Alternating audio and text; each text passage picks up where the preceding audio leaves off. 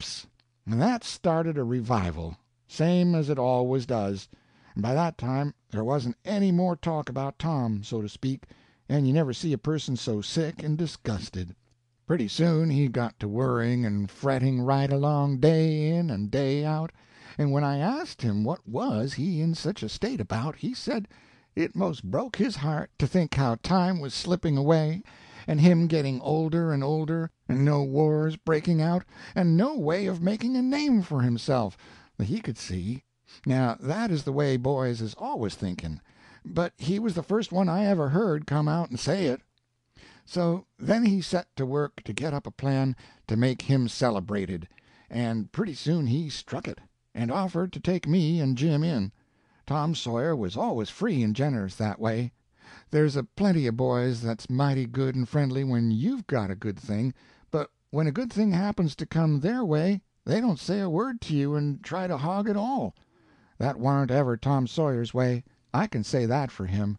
There's plenty of boys that will come hankering and groveling around you when you've got an apple and beg the core off of you, but when they've got one and you beg for the core and remind them how you give them a core one time, they say thank you most to death, but there ain't a-going to be no core. But I notice they always get come up with, all you got to do is to wait. Well, we went out in the woods on the hill, and Tom told us what it was. It was a crusade. "What's a crusade?" I says. He looked scornful, the way he always done when he was ashamed of a person, and says, "Huck Finn, do you mean to tell me you don't know what a crusade is?" "No," says I don't, and I don't care to, nuther. I've lived till now and done without it, and had my health too, but as soon as you tell me I'll know, and that's soon enough. I don't see any use in finding out things and clogging up my head with them when I mayn't ever have any occasion to use 'em. There was Lance Williams. He learned how to talk Choctaw here till one come and dug his grave for him. Now then, what's a crusade? But I can tell you one thing before you begin. If it's a patent right, there's no money in it. Bill Thompson, he—" "Patent right," says he. "I never see such an idiot. Why, a crusade is a kind of war." I thought he must be losing his mind, but no, he was in real earnest, and went right on, perfectly calm. "A crusade is a war to recover the Holy Land from the Paynim." "Which Holy Land?" "Why, the Holy Land. There ain't but one." "What do we want of it?" "Why, can't you understand? It's in the hands of the Paynim, and it's our duty to take it away from them." "How did we come to let them get hold of it?" "We didn't come to let them get hold of it. They always had it." "Why, Tom, then it must belong to them, don't it?" "Why, of course it does. Who said it didn't?" I studied over it, but couldn't seem to get at the right of it no way. I says, "It's too many for me, Tom Sawyer. If I had a farm and it was mine and another person wanted it, would it be right for him to—" "Oh, shucks, you don't know enough to come in when it rains, Huck Finn. It ain't a farm, it's entirely different. You see, it's like this. They own the land, just the mere land, and that's all they do own. But it was our folks, our Jews and Christians, that made it holy, and so they haven't any business to be there defiling it. It's a shame, and we ought not to stand it a minute. We ought to march against them and take it away from them." "Why, it does seem to me it's the most mixed-up thing I ever see. Now, if I had a farm and another person—" "Don't I tell you it hasn't got anything to do with farming? "Farming is business, just common, low-down business. That's all it is. It's all you can say for it. But this is higher. This is religious, and totally different. Religious to go and take the land away from people that owns it? Certainly. It's always been considered so." Jim he shook his head and says, "Mars Tom, I reckon dey's a mistake about it somers. Dey most sho'ly is. I's religious myself. I knows plenty religious people, but I ain't run across none dat acts like dat."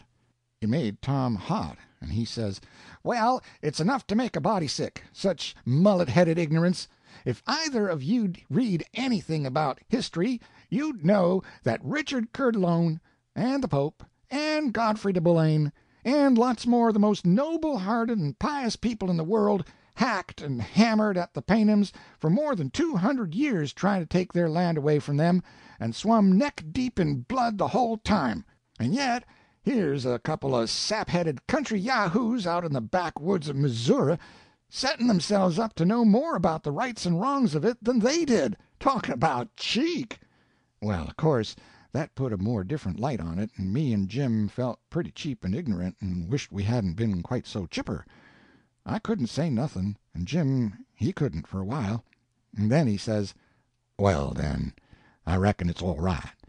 'Cause if dey didn't know, dey ain't no use for po' ignorant folks like us to be trying to know, and so, if it's our duty, we got to go and tackle it and den do the best we can. Same time I feel as sorry for them Paynims as Marse Tom. De hard part gwine to be to kill folks dat a body hain't been acquainted wid and dat ain't done him no harm.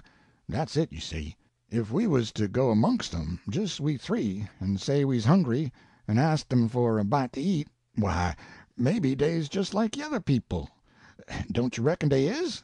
Why, dey'd give it. I know dey would. And den—" "Then what?" "Well, Mars Tom, my idea's like dis. It ain't no use. We can't kill dem po' strangers dat ain't doin' us no harm till we've had practice. I knows it perfectly well, Mars Tom, 'deed I knows it perfectly well.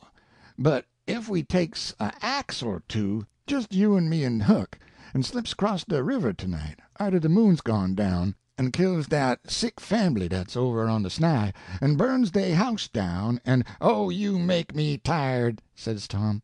"I don't want to argue any more with people like you and Huck Finn, that's always wandering from the subject, and ain't got any more sense than to try to reason out a thing that's pure theology by the laws that protect real estate."